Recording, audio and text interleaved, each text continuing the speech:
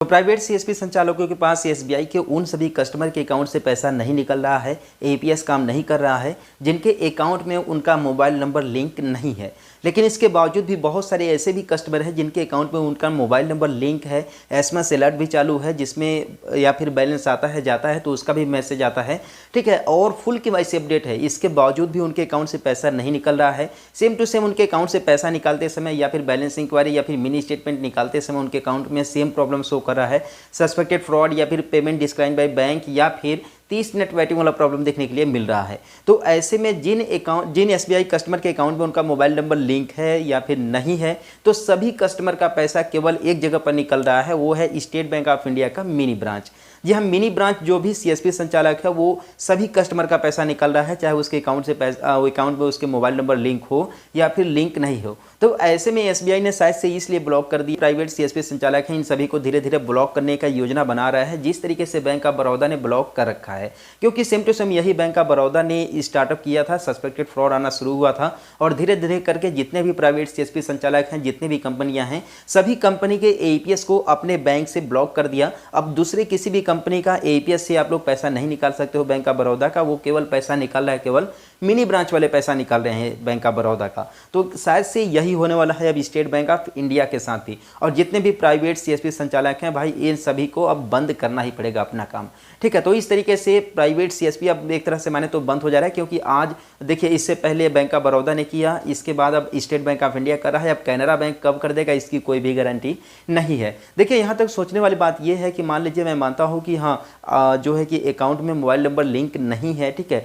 तो कोई दिक्कत नहीं निकले। लेकिन जिन कस्टमर के अकाउंट में उनका मोबाइल नंबर लिंक है लेकिन उनका भी पैसा यहाँ पर नहीं निकला, तो यहाँ पर काफ़ी ज़्यादा परेशानी होने वाली है कस्टमर को भी और साथ में सीएसपी संचालक को भी। ऐसे स्टेट बैंक ऑफ इंडिया का यह डिसीजन इसलिए है क्योंकि प्राइवेट सीएसपी संचालकों द्वारा काफ़ी ज़्यादा फ्रॉड किया जा रहा था, ठीक है। इस फ्रॉड को रोकने के लिए शायद से उसने एक सहारा लिया कि मोबाइल नंबर लिंक नहीं है, ठीक है। इसके बाद एईपीएस को धीरे धीरे डाउन कर दे रहा है, ठीक है। तो शायद से जो सीएसपी संचालक उसके हैं, जो भी मिनी ब्रांच है स्टेट बैंक ऑफ इंडिया का, उसके ऊपर उससे ज़्यादा भरोसा है, ठीक है। और जाहिर सी बात है कि भाई वो सरकारी मिनी ब्रांच है, तो भाई उस पर साइट पर जो भी सिस्टम में काम चल रहा होगा, सारी चीज़ें मॉनिटरिंग की जा रही होगी यहाँ पर स्टेट बैंक के द्वारा, ठीक है। तो इसलिए उसके ऊपर विश्वास है, उसके ऊपर बिलीव करता है स्टेट बैंक ऑफ इंडिया, इसलिए उसे अथॉरिटी दे दिया है कि जिन कस्टमर के अकाउंट में उनका मोबाइल नंबर लिंक नहीं है उनका भी वो लोग पैसा निकाल सकते हैं, और जिनके अकाउंट में मोबाइल नंबर लिंक है उसका तो निकाल ही सकते हैं। और यहाँ तक 10,000 नहीं 20,000 25,000 तक भी पैसा निकाल पा रहे हैं इस समय। लेकिन जिन क्षेत्र में स्टेट बैंक ऑफ इंडिया का मिनी ब्रांच नहीं है, उस क्षेत्र में ग्राहकों का क्या हाल होने वाला है ये तो कहा नहीं जा सकता, क्योंकि मान लीजिए बहुत सारे ऐसे ग्रामीण क्षेत्र हैं जहाँ पर स्टेट बैंक ऑफ इंडिया का ना ही मिनी ब्रांच है ना ही बैंक है, लेकिन फिर भी कस्टमर हैं जिनके घर से करीबन 20 किलोमीटर 30 किलोमीटर दूर पर बैंक है, ब्रांच है, ठीक है।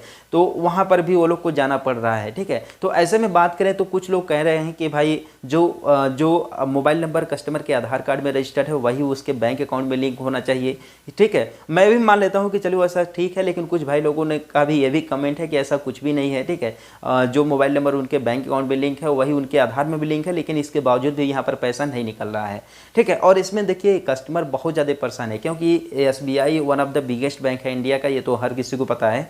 और इसके कस्टमर देश के कोने कोने में हैं, हर एक जगह पर हैं। ऐसा कोई पॉइंट आप लोग को नहीं मिलेगा, ऐसा कोई विलेज नहीं मिलेगा जहाँ पर आप लोग को 10% इसके कस्टमर देखने के लिए ना मिले। तो ऐसे में जो भी यहाँ पर डिसीजन लिया है स्टेट बैंक ऑफ इंडिया ने, इसमें आप लोग को मतलब बैंक को सोचना चाहिए, क्योंकि देखिए इसके सहारे ही, इसी एईपीएस के सहारे ही बहुत सारे सीएसपी संचालक जो है कि अपना जीवन यापन कर रहे हैं, रोजगार भी पा रहे हैं, ठीक है। तो ऐसे में ग्राहकों के बारे में भी सोचना चाहिए, क्योंकि देखिए अगर सीएसपी संचालक काम करना बंद कर देगा तो जाहिर सी बात है ग्राहक भी परेशान होगा, और ग्राहक भी जाकर के बैंक में लाइन लगाएगा, मिनी ब्रांच पर लाइन लगाएगा, और बैंक का भी जो है कि भाई अब समझ सकते हो ज़्यादा भीड़ लगेगा तो ज़्यादा प्रॉब्लम होती ही है, ठीक है। साथ में कस्टमर का भी यहाँ पर काफ़ी ज़्यादा समय बर्बाद होने वाला है, और सीएसपी संचालक को तो जो होने वाला है ये तो होने ही वाला है, ठीक है। तो इस तरीके से अगर एक तरीके से देखा जाए तो जिस तरीके से बैंक ऑफ बड़ौदा ने प्राइवेट सीएसपी को ब्लॉक कर दिया, बंद कर दिया, ठीक है, उसी तरीके से एसबीआई भी कुछ इसी तरीके से कर रहा है कि प्राइवेट सीएसपी जितने भी हैं उनसे पैसा निकल ही नहीं रहा है। तो एक तरह से माने तो प्राइवेट सीएसपी अब धीरे धीरे बंद होने की ही कगार पर है,